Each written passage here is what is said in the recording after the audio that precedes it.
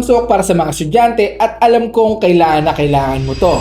Ito ang Lenovo IdeaPad S145 na may Intel Celeron na 8th generation. Meron din itong 8GB of RAM na DDR4, 256GB na SSD at syempre naka USD graphics 610 na may 128 VRAM. Sa physical appearance pa lang makikita mo na sobrang kinis at very presentable kahit saan mo padalhin. Ang screen naman nito ay meron 1080p resolution, naka vivid color na rin kaya maganda ang output sa screen. May built-in webcam na 720p para sa video call or video meeting. Available ports naman ay meron tayong 3 slots of USB, 1 HDMI output, AUX port at SD card slot. Sa keyboard naman sobrang dali lang niya pindutin at hindi masakit sa mga daliri. Sa trackpad ay masasabi kong very responsive. Siya nga pala mga bossing, naka Windows na rin ito at yung mga possible apps na kailangan ninyo ay naka-install na rin. Kaya kung interested ka sa unit na to, mag-message ka lang dito sa aming page dahil dito sa Laptop Warehouse ang pinakamurang laptop at desktop sa Pinas.